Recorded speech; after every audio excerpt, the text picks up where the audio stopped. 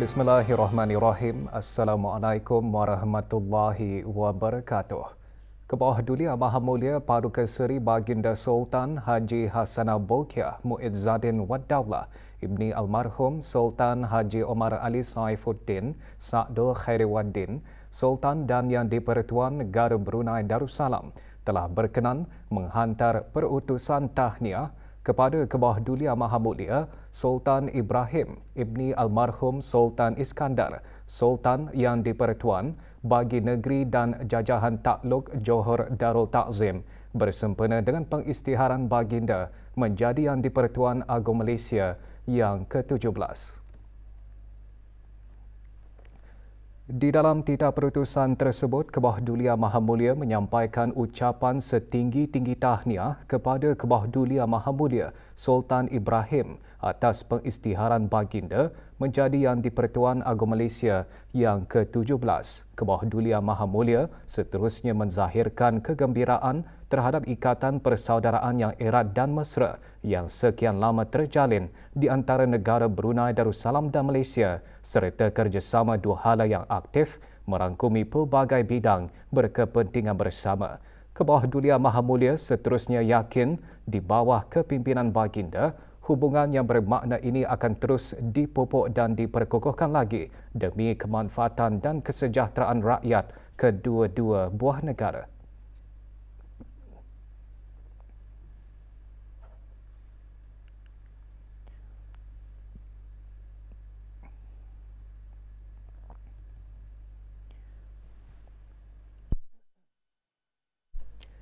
Pada mengakhiri titah perutusan tersebut, baginda beserta Kebawah Dulia Maha Mulia Paduka Seri Baginda Raja Isteri Pangeran Anak Hajah Saleha berdoa kehadrat Allah Subhanahu Wa Taala semoga Kebawah Dulia Maha Mulia Seri Paduka Baginda Yang di-Pertuan Agong dan Kebawah Dulia Maha Mulia Seri Paduka Baginda Raja Permaisuri Agong Raja Zarid Sofia serta kerabat diraja sentiasa berada dalam keadaan sihat walafiat dan sentiasa dalam pemeliharaan Allah Subhanahu Wa Taala jua.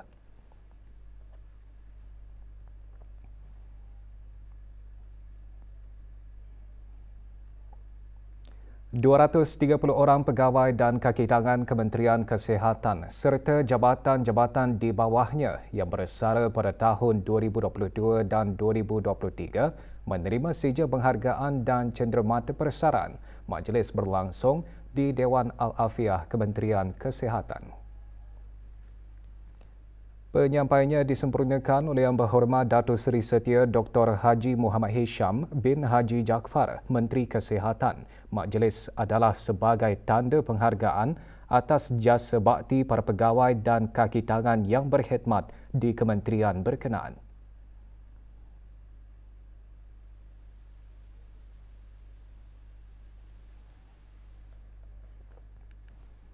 Universiti Brunei Darussalam UBD bersedia menjadi peneraju utama bagi pembangunan mampan di negara Brunei Darussalam. Sebagai sebuah institusi pengajian tinggi, UBD mempunyai visi yang jelas untuk memupuk ekosistem holistik dan berdaya tahan yang melangkaui lingkungan kampus dengan mempengaruhi masyarakat lebih luas dan menyumbang kepada kedaya tahanan global. Di bawah sasaran UBD bagi Maklumat Pembangunan Mampan SDGs, Pertubuhan Bangsa-Bangsa Bersatu, pendekatan meluas UBD meliputi semua aspek utama, prinsip dan operasinya. Antaranya bidang pendidikan dengan kurikulum Gen X UBD adalah kesedaran alam sekitar.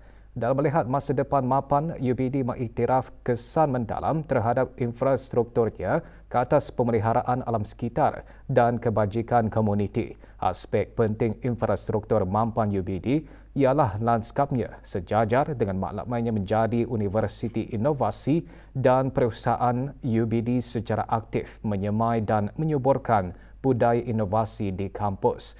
Inisiatif itu hanya dapat dicapai dengan usaha bersepadu semua warga UBD dan pemain industri serta sokongan berterusan pihak kerajaan.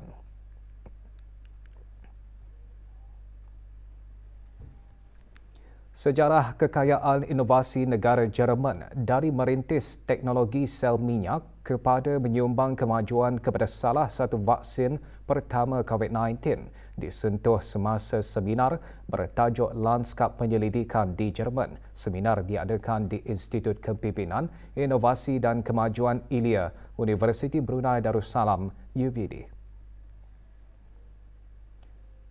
Puan Yang Terutama Gerda Winkler, Duta Besar Istimewa dan Mutlak Republik Persekutuan Jerman ke negara ini juga menekankan mengenai peranan penting penyelidikan dan pembangunan dalam mengekalkan ekonomi yang berjaya. Selain itu, negara tersebut berpotensi untuk menjadi rakan kongsi dengan UBD bagi membuka peluang-peluang baharu, inisiatif penyelidikan dan pertukaran pengetahuan. Hadir Dr. Hazri bin Haji Kifli, Naib Chancellor UBD. Seminar antara lain juga menggalakkan para mahasiswa UBD untuk meneroka peluang kerjasama dengan negara Jerman.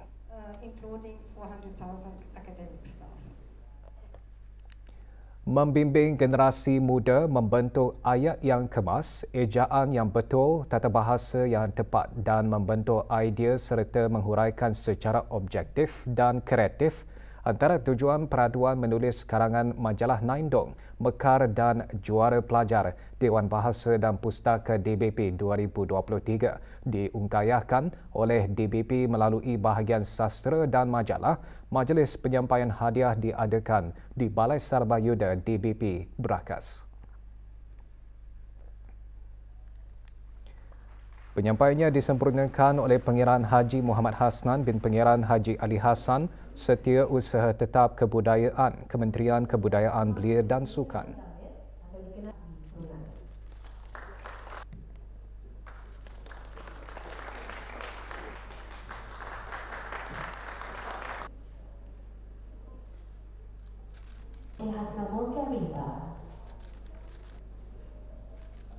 Mengumumkan tempat ketiga.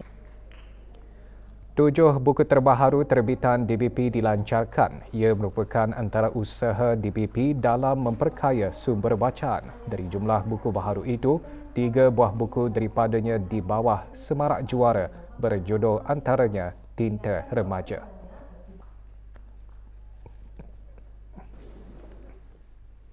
Lima belas orang ketua keluarga yang terlibat dalam kejadian banjir, kebakaran rumah roboh atau tidak selamat untuk didiami dan kejadian angin kencang menerima bantuan Kerajaan Kebahdulian Maha Mulia melalui Jabatan Pembangunan Masyarakat, Kementerian Kebudayaan Belia dan Sukan. Majlis penyerahan bantuan diadakan di kementerian berkenaan.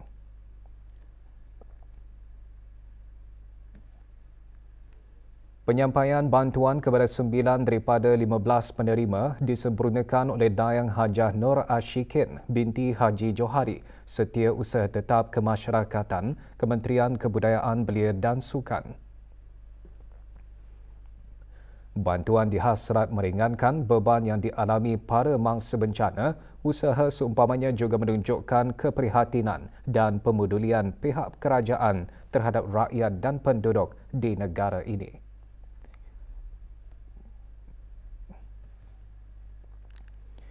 Orang ramai dinasihatkan supaya mengambil langkah-langkah awal dan perancangan yang bersesuaian dengan kemungkinan berlakunya keadaan cuaca panas dan kering yang diramalkan berlaku. Ini susulan negara Brunei Darussalam dijangka akan memasuki fasa kedua monsun Timur Laut pada awal bulan Februari dan akan berterusan sehingga bulan Mac ini. Semasa tempoh ini, pada kebiasaannya, keadaan atmosfera cenderung lebih stabil dengan pengurangan aktiviti turunan hujan. Bulan Februari dan Mac dikategorikan sebagai 2 bulan terkering dengan jumlah purata turunan hujan yang terendah direkodkan berbanding dengan bulan-bulan lain. Impak cuaca yang berpotensi berlaku semasa tempoh fasa kedua monsun Timur Laut adalah keadaan panas dan kering. Pada waktu siang, suhu udara harian maksimum ada kalanya boleh meningkat antara 33 ke 35 darjah Celsius dan keadaan kering juga boleh menyebabkan cuaca sedikit berjerebuk. Walaupun demikian, aktiviti turunan hujan masih berlaku sekali sekala terutama pada waktu malam. dan keadaan berkabus boleh berlaku pada awal pagi. Keadaan cuaca sedikit berangin juga dijangka berlaku sekali sekala dan boleh menyebabkan keadaan ombak meningkat ke paras bergelora.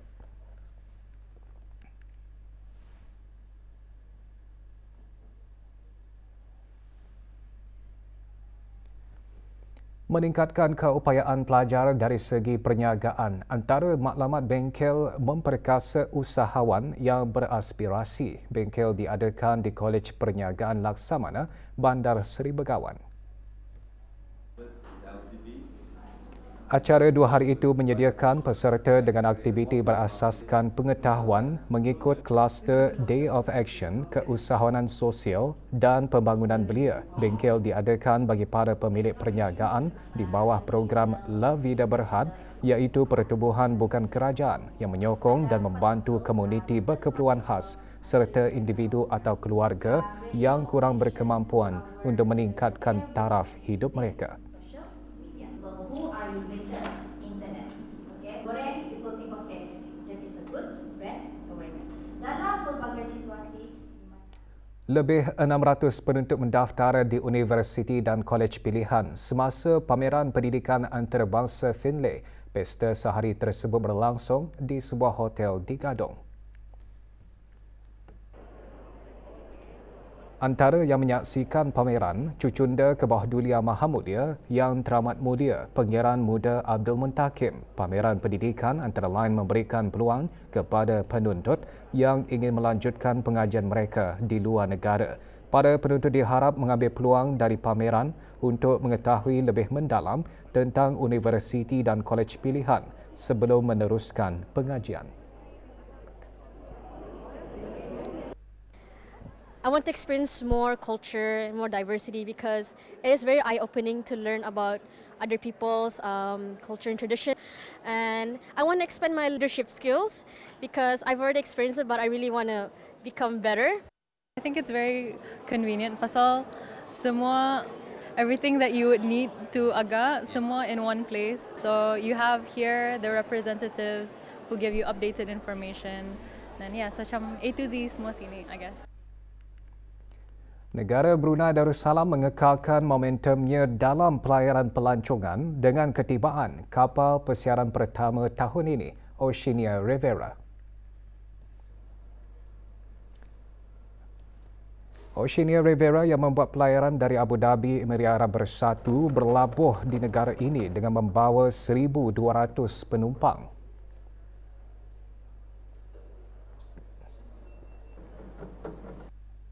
But I'm looking forward to going in and having a look around the towns and the palace and the museum. So excited that we're going now to go on your bus and walk around and see a beautiful country. Sepanjang berada di negara ini, para pelancong berkesempatan melawat ke tempat-tempat menarik di negara ini, antaranya kampung air. Mereka berpeluang menikmati keindahan alam sekitar, budaya serta merasai makanan kuih muih tempatan. People are lovely, so inviting here to come to this house and to try the delicacies, the food. We're really enjoying that. And we're also really interested in seeing the different kinds of housing that people live in. Absolutely wonderful. It's just lovely to see all the different cultures and the green, very equatorial. The food we've just had was just fantastic. Kembali selepas ini untuk mengikuti bahan berita lainnya.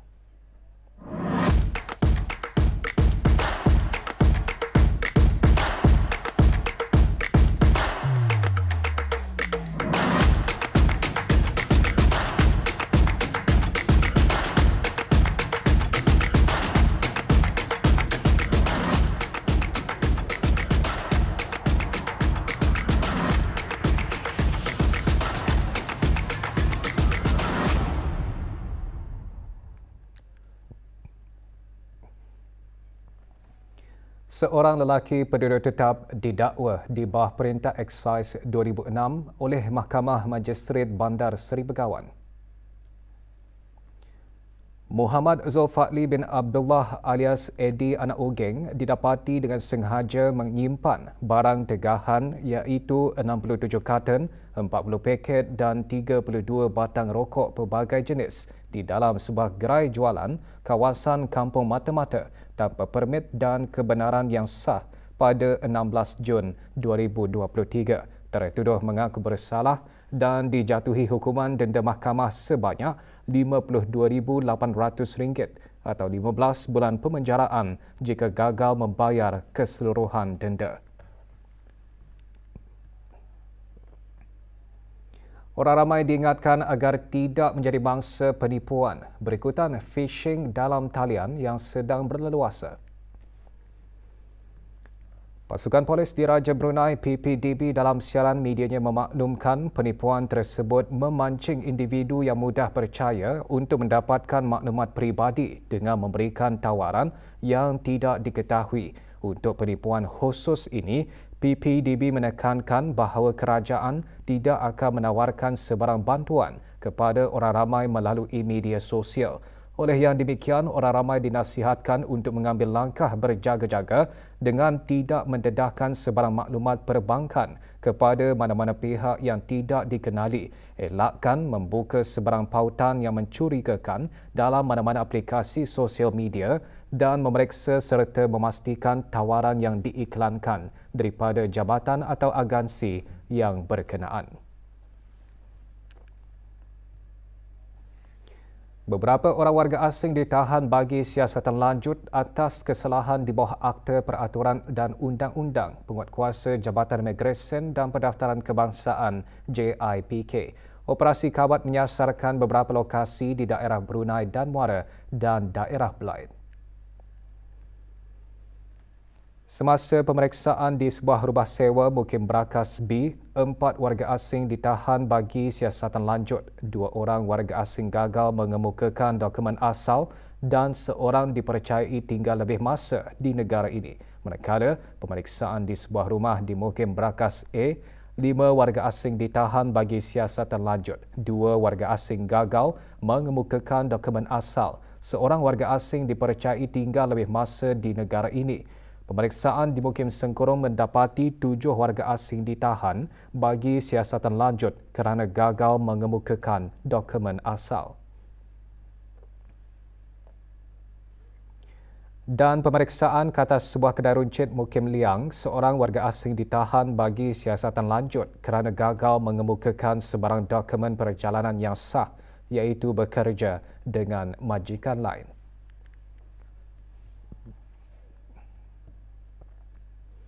Unit Sukatan dan Timbangan SDT Kementerian Kewangan dan Ekonomi akan melaksanakan kerja pemeriksaan dan penelitian bacaan ketepatan alat sukatan jenis pam minyak di stesen-stesen minyak. Pada 5 Februari, pemeriksaan akan dilaksanakan di syarikat stesen minyak Koperasi Perniagaan dan Perusahaan Melayu Berhad, Jalan Menglait. Syarikat stesen minyak Ikatan Teluk Mewah Mentiri pada 6 Februari. Pada 7 Februari di syarikat stesen minyak Mas Jori Sengkurung mengambil kira keselamatan dan kesejahteraan orang ramai serta para tenaga kerja yang terlibat sepanjang kerja pemeriksaan dan penelitian tersebut. Stesen-stesen minyak ditutup selama 2 jam bermula pukul 9 pagi.